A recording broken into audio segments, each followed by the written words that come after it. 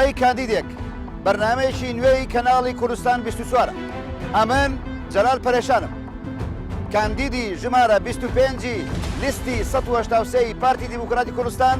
بۆ هەڵبژاردنەکانی پەرلەمانی داهاتووی کوردستان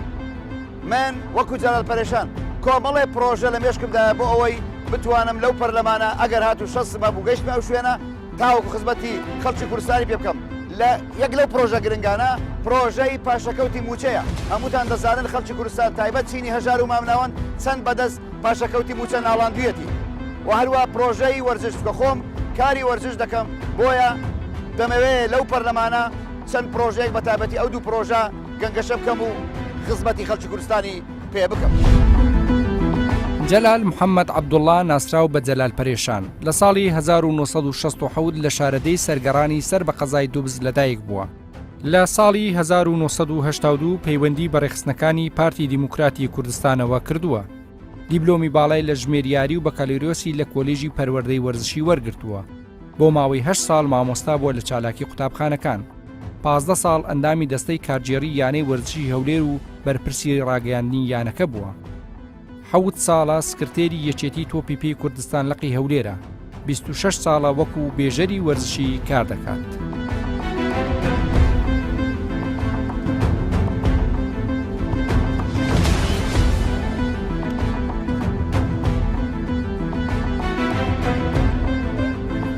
پاشەکەوتی موچە چەند کاریگەری هەبوو لەسەر موچەی کارەنیشین ئەو پاشەکەوتی کە 175 جەرا بەێ تاوان کارەگەری خۆی هەبوو لەسەر هەموو بەس بەگشتی یعنی بەعام زیاتر بوو لەوەی کە لەوانی بابلەی چینی مامناوە چینی مامناوە ئەوانی موچیان ئەوانی موچیان کەم پاشەکەوتەکەش زیاتر ئەوانی گرتەوە طبعا لە باڵەکانی نەگرتەوە ئەوانی 6 ملیۆن وەرەگەیمان هەر بچکوان ئەوان مەچکوان ئەوان و ناوەڵەوەندە تاسیری نەکرد لەبەرەوەی ئەوەی موچەی کەم و زۆر تاسیری لێکرد موچەکە ئەوەی موچە زیاد بوو بە جۆرەی ئەوەی دەیخوارد و بەشی دەکرد داوا دەکەی بۆ پاشەکەوتای نەمین والله ئینشاءالله نامینێتن ئەمە داواکارمانەوەیە لەبەرەوەی چینی فەقیر زیاتر بەبەری کەتیە بەزادی بەڕێزی پاشەکەوتی موچە چەند کاریگەری لەسەر بازاڕ و هەموو شتومەک و کاڵاکان کردوێت بە شێوەیەکی گشتی بەخوای خەیران تەسیر دەکات تەمان بەس بەو دەرەجەی نییە مادەم ئەمانمانەیە هەموو شتێک لۆمە کفات هەموو دەور و زەمانەی فەقیر و دەوڵەمەندتر هەبووە ئەو وەزەیەکی ئێستا بە سەرماتێ وەختی ئەوەش کۆتایی پێدێ بەس مادام ئەمانمانەیە تەواو ئەگەم ئەمانە گرنگە بەڵام ژیان و گوزەرانی خەڵکیش لازم أمة حتما وأخوك حضرة إبراهيم أخوك قلت ربي اجعل هذا البلد آمنا وارزق أهله من الثمرات يعني باسي أمني كل بيجرز أمزام أمنها بيها مش تقدرين بلان باش كوتي موتسن كاري قريدة بي أجر هاتو نمينة باشتر بيها طبعا باشترها بس وضعك بس ما عندها هاتي بود زاني وضعك كوا وش كوتاي بيدي كيشتك تحسرنية يعني همش تكم كوتاي بيدي بلي دەبرێم ئەو ژیانەی ئێستا کە خەڵک تێدا دەژی بەس شەڕ و شۆک نەبی ئەگە پارەش نەبی کێشێنێ خەڵک دەژی بەس ئەو شەڕ و شۆکە ئەو شتانە هەیە خەڵک لەبەر ئەوەی تاسیری هەیە بازار تاسیری کردیان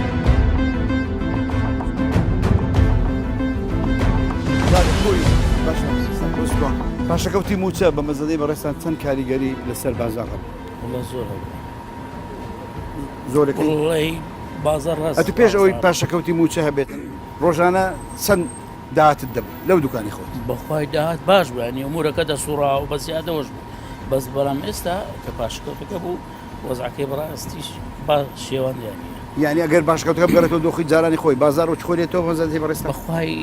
تا حەدەچی دێتەوە سەر خۆی تا حەدەکە یعنی خۆی لێ نایەتەوە لۆ زەحمەتە ینی بڕێک خەڵکەکە بڕێک شتێکی ناودلی هەیە و شوولەی دەترسێ خەڵکە ینی حەزەرە شووە دەکەن بەخێراتان دەکەین بەنەرمی وەرە خوارەیە دەکەین بەنەرمی بەخێراتان دەکەین دەستخۆشی لە ئەندام پەرلەمانەکانمان دەکەن چ ئەزوبەکە خۆ هەربژێری بەرامبەر بەناحەزان گرنگ ئەوەیە بتوانین ئیش لە عالمکە گرنگ ئەوەی بتوانین ناسدا بڕاوکان بژێنەوە گرنگ ئەوەی لەگە بەغداد بگونجێن گرنگ ئەوەی عدووی کوردستان بەزیە بژێرنەوە لات و چاوێران گرنگ ئەوەی ئەرزاقمان لێ بڕایە ناتوانم ڕاوەستم ئەرزاقمان لێ بڕایە بتوانین ئەو ئەرزاقەی انتازی خۆمان هەبی هەزاران معمەلمان هەبی هەزاران جێمان هەبی بتوانین کوردستانی بکەینە بەهەشت نەک بکەینە ئێستا هەنابی بەمەتانگۆ ڕاپەرین بکە ڕاپەرینمان کرد کۆتان بەل و ئایمارتان لە باتی نەفتی لە باتی ئاوی نەفتی ئێستا ئاویش نایە پێویستە خۆمان چاکەین یەکدیگر بن کاگێشێت و پادێنگ و خەباتوەیە وەرندانیشن بەسە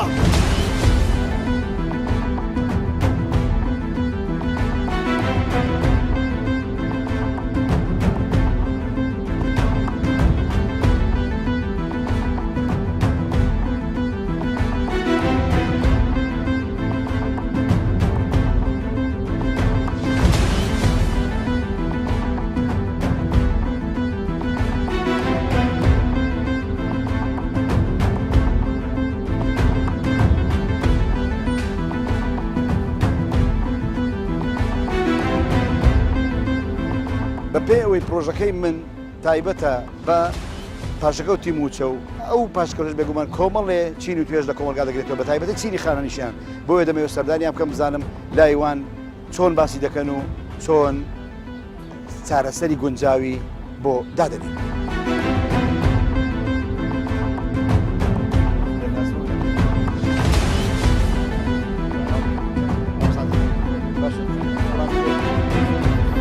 معقولە ئەنجومەنی وەزیران پەرلەمان پێشی خانەنیشان معاشی وەگری بەس ئەوەندە نەخێر ئەدی لۆ ئەوەی نارێ وەزیری مالیەت جا ئەگەر پێ دواشە ئەمە چوومە پەرلەمان چ لۆ بکەم چ برێم قەیدی ناکەنە بڵێ کو ئەنگۆمانجێ پێ 6 میلیۆن والله معقول نییە والله یەخسە بکەم ئەنگۆ پێشی یەخسە بکەم هەر نەمعقولە ئینسانیەتە ئەندام پەرلەمانێک وەزیرێک ئەو هەموو پارەوەگرێ خانیشێنێکیش 200 وەگرێ پێشوانیش لە تەلەڤیزیۆنی گوتی نابی تەقاعد معاشی ڕابگیرێ لەبەرەوەی سندوقی تەقاعدی کەتان سلێ کرد کاک دەرات داتانە چێ پارەکەتان س بەسەر چی لێنا قسام ناقێنەکە بە قسام کە بە قسام وەرە بزانمە ئەو پارەی سندوقی تەقاعدتان چ لێ کرد یا حکومەت ئێستاش ئەنجومەنی وەزیران پەرلەمان مانجێ پێ 6 میلیۆنی وەرەگن پێشی خانەنیشین معاشی وەرەگن وەڵا عیبەوە حکومەت یعنی با وەزیر لە خۆی بپرسی با سەرۆک وەزیر لە خۆی بپرسی سەرۆکی ئەنجومەنی پەرلەمان سەرۆک پەرلەمان لە خۆی بپرسی ئەندام پەرلەمانەکان لە خۆیان پرسی ئایا عائیلەی خۆی دەتوانانی بەو معاشی بەڕێ بکە ئایا منداڵێکی خۆی دەتوانانی بە 440 مانجێ بەڕێ بکاتن و قەنەعەتی پێبینیتن هەر کاتێک ئەو جوابی هەبوو ئەو وەختە ئەمەش ئەرێن بەرە قبولمان ئەگە بچوومە فێرە پرۆژە پێشکەشکەم چ لۆ تەقاعددار بکەم لۆ خەڵکەکە بکەم توازنێکی بەشانازیەوە عدالەتێکی اجتماعی دروست بکرێت عدالەتی اجتماعی لە کوردستانی ئەوە یەکە لە سەبەب هۆکار هەر سەرچەکانی خەڵکی ئینتیمای لە بۆ ئەو وڵاتی نەمایە معقول لە هیچ قانونێکی دنیا نییە ئەندام پەرلەمان بە 4 ساری بە 6 میلیۆن تەقاعد ببی ئەمنش بە 32 ساڵ مامۆسایەتی بە 440,000 خانەشین ببن بە عاشەکەشم بە حەق خۆم نەدرێت لۆ ئەندام پەرلەمان بە موسەی خۆی فەرمانبەرە مهندسە دکتۆر ئەو ساڵی لۆ بە موسەی خۆی دەوام نەکات لەوێدا ئەندام پەرلەمان موظف نییە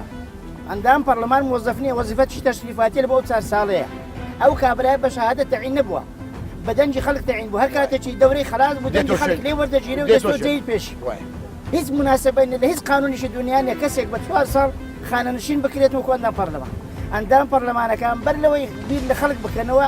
بیر لە خۆیانەکەنەوە بەرژەوەندی خۆیان بە پێش هەموو خەڵک خستیە لە هەموو مەجلیسێکی قسە لەسەرەوەی بکرێتن ئەندام پەرلەمانی کوردستان نوێنەری میلەت نین والله وبالله وتلا بە جوانین گۆ بەو پیرۆزیە من کوڕە هەژارێکم کەسشم نیە نەداگەنە بام لە کەس پشتمە سند بخواردێ لە پەرلەمان والله لێ ناگەڕێم ئەندام پەرلەمان 8 میلیۆنی وەگری تەقاعد 600 ساری وەگری هەتا ئێستا ئەنگۆ ئەو حەولێدەن و حەولیش درا بە هیچ نەچوو کڕت خوا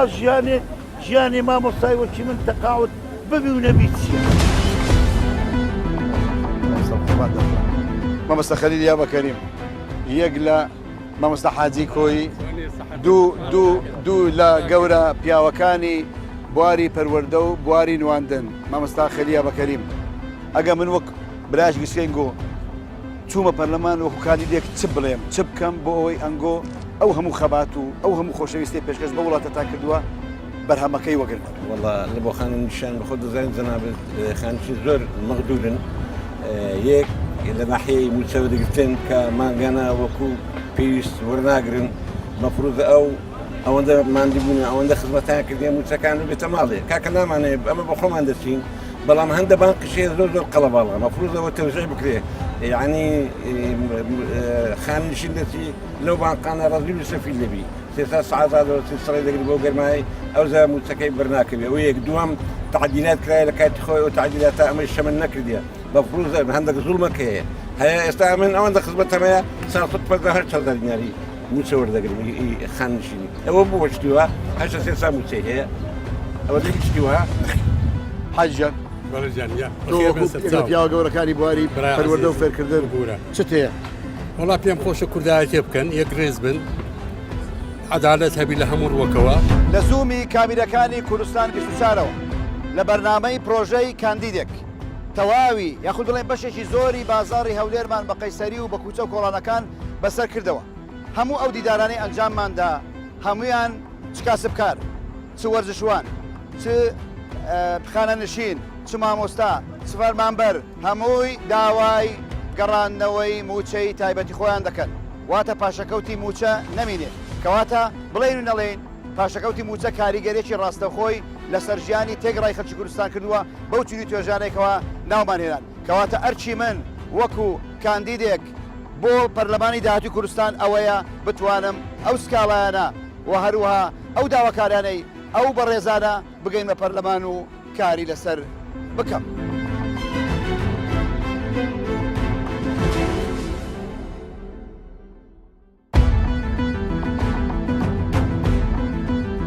لەگەڵ قوڵبوونەوەی کێشەکانی نێوان ناوەند و هەرێم و پلامارەکانی داعش بۆ سەر عراق و بەشێک لە خاکی کوردستان و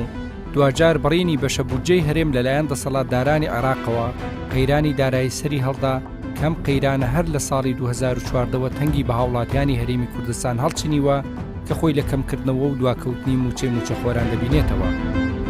بەپێی هەندێ ئامار لە کۆی 5 ملیۆن کەس لە هەرێمی کوردستان 1,400,000 کەس موچەخۆری حکوومەتن و کاتێکیش موچە دوا دەکەوێت یان کەم دەبێتەوە ڕاستەوخۆ و کاریگەری لەسەر بازار دەبێت چونکە ئەو ملیارها دینارەی بۆ موچەدا بەش دەکرێت دوجار دێتەوە نێو بازار و جوڵەی پێدروست دەکات. خراپی دۆخی ئابووری و کەمی موچە و کەمبوونەوەی پارەی نەختینەوەی کردووە هێزی بازارکردن لە کوردستان کەم بێتەوە. لە ساڵی 2015ەوە تاکو ئێستا زیاتر لە 8 تریلیۆن دینار کە لەو موچە و پاشەکەوتەی موچە وەرگیراوە نەهاتوەتەوە بۆ بازار و نەدراوەتە فەرمانبەران. بێگومان ئەگەر بەشێک لەو پارەی خراپ وایە بازار دۆخەکە بە زۆرشتر دەبوو.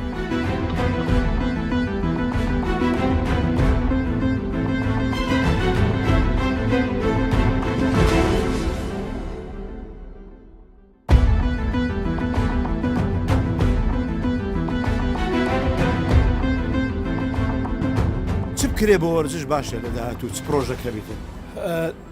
لەگەڵ دامەزراندنی حکوومەتەکانی هەرێمی کوردستان و پەرلەماندا بەداخەوە کەمترین وەرزشوان نوێنەرایەتیا کردێ بە تایبەتی لە ئەنجومەنی وەزیران. هیوادارم لە وەرزشوانان بیرێکی قوڵ بکەنەوە بۆ ئەوەی زیاتری نوێنەری وەرزشی بنێرنە پەرلەمان بۆ ئەوەی داکەوتی کار بێ لەسەر ماف و کارەکانی تایبەت بە وەرزش بە تایبەتی وەرزش ئیمڕۆ بۆیتە زمانی هەموو جیهان و لە هەموو جیهان گرنگجێکی تایبەتی بەداخەوە بەڵام لای ئێمە نە پەرلەمانتاران نە حکوومەت بیری قوڵی نەکردەوە لە ئەهمیەت و گرنگی وەرزش کە دەبێتەوە کاری ئەوەی وەرزشوانان گەنجان سەرقالی وەرزش بن نەوەیەکی تەندروستی ژیر دروست دەکا. هیوادارم هەمووان بەیەکەوە ئەوەی وەرزشوان دەنگ بە وەرزشوانان بدەین بۆ ئەوەی نوێنەری ڕاستەقینەمان لەوێبی داکۆچی کار بێ لە مافەکان. پرۆژێک زۆر پێویستە پێشکەش بکرێت. پێویستە چی زۆرمان بە سێ پرۆژە هەیە. یەکەم پرۆژەی لژنەی ئۆلۆمپی بە فەرمی و هەروە پرۆژەی وەبەرهێنانی وەرزش وەبەرهێنان لە وەرزش و سێمیشیان پرۆژەی یاسا یانە وەرزشیەکە. من دەربارەی وەرزش یەک خاڵژی گرنگتان پێ دەڵێم ئەویش هەرێم باەیە بە وەرزشوانە دێرینەکان نادا بە هیچ جۆرێک. وەرزشوانە دێرینەکانی عێراق هەموو پاریان دەدەێتی مخەساتت ئیما ئەوەی کردمان من سەرۆکی وەرزشوانە دێرینەکانی هەولێر بوو 6,400 کەس پارێ وەردەگرت بە سەختەکانی تەسفێم کرد 6,400 کەس کردمە 303 کەس 6,400 بوویتە 300 کەس 303 کەس چونکە قائمەکە موجود لە ساڵی 1940 یەکەم ئۆلۆمپی لە یۆنان ئەنجام درا تا ئێستا کە ئەو هەموو مێدالیا و ئەو هەم پاڵاوەتیان بەدەستێناوە هەتا ئێستا نەیۆنان کە سەرەتای دەستپێکردنی وەرزش بووە نە رووسیا نە سین ئەمریکا کە خاوەنی گەورەترین و زۆرتی مێدالەکان زیان بە هەر هەمووان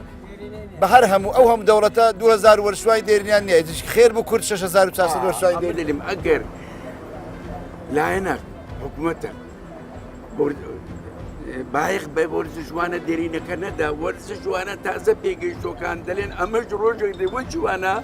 برا الله ما عندك كيس بايق ما نادحتي سدا ولا من اقرا مناتو قش برلماني كردستان سدا ولا من بكم والله او انا او قساني قلت من ابي كاكم قوتي ابي امج قلت فلوين دري بيان بلي او انا اقني وشان كذا باشا اقل حموش كان اقني وي او النيابه عمل بامانته هم مشتقدقين ما قاش شكو او بشانازي ودلم عمل خدمتكاري هم تام شكو انغو او خلقو بيغان دو ورشي كردستان قرزاري اتا ماوا بلين بي اگر من حتى عمل قد بلين ندا ولا جان بلام شكو ورشوانا سيدي اون دا بيروزن اگر من قش او شوينا دا كوچكاري سرسختي او ما فانا بم او متجواناني مامۆستا ڕەمزی نازدار ڕەمزی وەلی کە بەڕاستی براندا یەک لە نیشانە هەرە گەورەکانی بواری وەرشە لە کوردستان کەس نێ نەیناسێ ئەوی کاکە حاج سەلام ئەوی هەموو وەرشوانە دێرینەکان داوای دەکەن من بە هەموو توانایەکەم دەبێ ئەو داواکاریانە بگەین.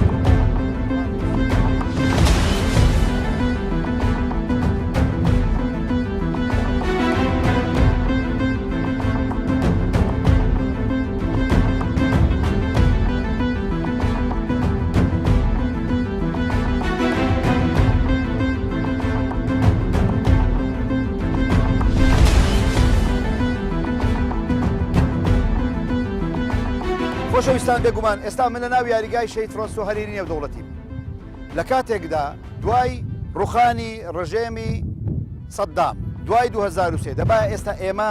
دەیان کۆمەلگای وەرشی هاوچەرخمان هەبێ کە هەوێنی بەرەو پێشچوون و هەروەها زیاتر بەرەودانە بە وەرزش لە هەرێمە خۆشەویستەکەمان. وەرزش پەیوەستە بە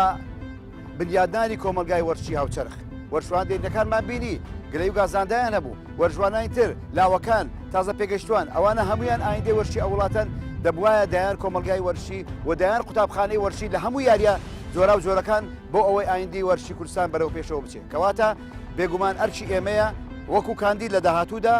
شەڕ بۆ ئەوە بکەین پرۆژەی وەرشی گەورەی هاوچەرخ دروست بکرێ میزانەی تایبەت دروست بکرێ بە تایبەتی لە بواری وەبەرهێنان لەبیرمان دەچێت چکۆ بوارهێنان وەبەرهێنانی وەرشی هەموو دنیا هەموویانە وەرچەکانی جیهان وەبەرهێنانی تایبەتی وەرشی دەکەن بۆیە توانیویانە ئەو پێشکەوتنە لە ڕادەبەدەرە لە بواری وەرزش بەدەستبێن کەواتە ئێمە وەزیفەی ئێمەیە وەبەرهێنانی وەرشی پرۆژه یاسایش تایبەت لە وەرزش دروستکەین بۆ وەبەرهێنانی وەرشی تاوەکو ئایندەی وەرشی کوردستان لەسەر پێی خۆی بوەستێ وەرزش لەسەر پێی خۆی بوەستێ کەواتە ئەگەر هاتوو پرۆژەی وەبەرهێنانی وەرشیمان هەبێ بە دڵنیاییەوە وەرشی کوردستان بەرەو پێشەوە دەچێت کەواتە لە پەرلەمان ئێمە ئەو کارە دەکەین لەبیرتان نەچێت پرۆژەی وەبەرهێنان زۆر گرنگە بۆ ئایندەی کوردستان و بۆ هەموویانە وەرشەکانی کوردستان.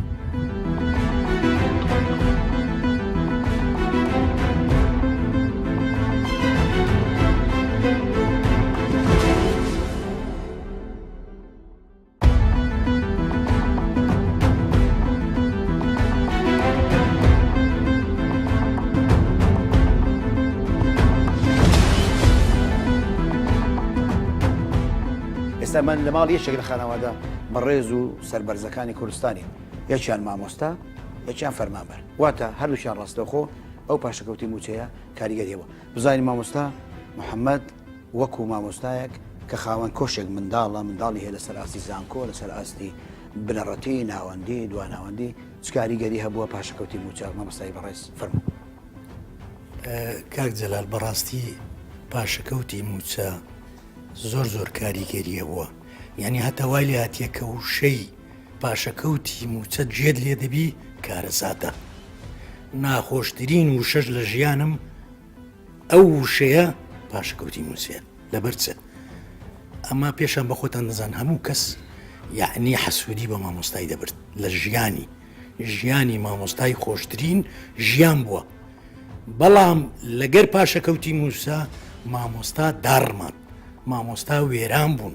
مامۆستا نەمان لەبەرچە یەکەچی وەچی من ئەمە شەژ مندارم هەیە خواتوانیان درێژکە دوانیان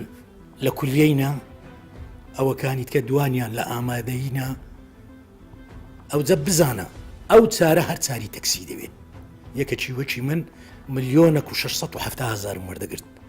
لەگەر پاشەکەوتی موچە 570,000 کەواتە 1,100,000 ئەمن نەقسم بووە لە ڕاتبی پلانەکە هەمووی وەران هەر وێران بزانە چێ هەر چارد مندار تەکسیان هەیە چی مامۆستا سەروەت و سامانی چییە مندارەکانی بەڕێیەکی ڕاست پێ بگەینی ئەوە سەروەت و سامانیتی خۆ ناینم دەری بینم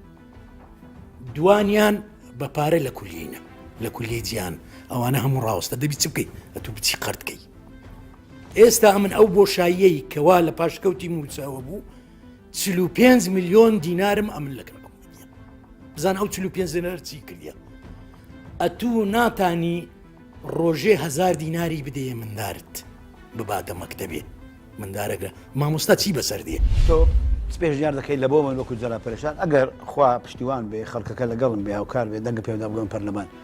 چ بکەم پێ دوایە ئەمن دەتوانم زمانی ڕاستەقینەی ئێوە بم بۆی داکۆچی لە مافی هەموو ئاوڵاتیان بکەم إن شاء الله والله إن شاء الله پێشنیار دەکەی لە بۆ من بتوانی ئەو پاشەکەوتن وەبکەی نەمینێ بێتەوە دۆخی جارانی بێتەوە دۆخی زاران و خەڵکیش بتوانی بە ئاسایی خۆی بژی حتا وەچی مامۆستا گوتی یعنی با 500,000 داتی بەڵام بتوانم بژیم بۆ بازار کۆنتترۆل کرێ بەڵێ بزە ئەوەی باسییان کرد بەڕاستی ئێش و ئازاری منی شەوکو هەر تاچێک لەو کۆمەلگایە من لە پەرلەمان و لە پەرلەمانیش دەبم بگەمەوە نەگەمەوێ بەڵام ئەگەر گەشتمەوێ ئەو شەڕە دەبێ من بیکەم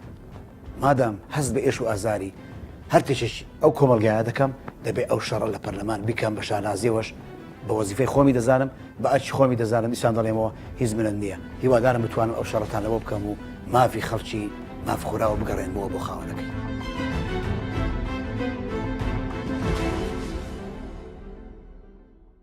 ئەمن جەلال پەرێشانم کاندیدی ژمارە 25 لیستی 1970 پارتی دیموکراتی کوردستانم لە زوومی کامیرەکانی تەلەڤیزۆنی کوردستان 24ەوە لە بەرنامەی پرۆژەی کاندیدێک ئەمڕۆکە گوزەرم کرد بە ناو زۆر لە چینی توێژەکانی کوردستان ئێستاش من لە پێش یەکێک لە باقە گەورەکانی کوردستان کە باقی هەرێمی کوردستان و سەرپەرشتی هەموو بانکەکانی کوردستان دەکا ئەو چاوپێکە و دیدارانی ئەنجامدا چ لەگەڵ فەرمانبەر چ لەگەڵ خانەنشین چ لەگەڵ کاسبکار چ لەگەڵ مامۆستا چ لەگەڵ وەرشوانە دێرینەکان هەمویان گلەیی و گازاندەی ئەوەیان کرد کەوا پاشەکەوتی موچە کاریگەرێکی زۆری لەسەر ژیانی هەمووان دروست کردووە کەواتە دەبێ شایستە دارایەکانی ئەو هەمووچینی توێژە وەکو خۆی کە مافی خۆیانە بۆیان بگەڕێتەوە ئەو هەموو خزمەتەی لەسەر ساڵی ڕابردوو پێشکەشیان کردووە و ئەو هەموو پێشکەوتنی لە کوردستان بەدەست هاتووە هەمووی لەسەر دەستی ئەو بەڕێزانە بووە ئەو خۆشەویستانە بووە کەواتە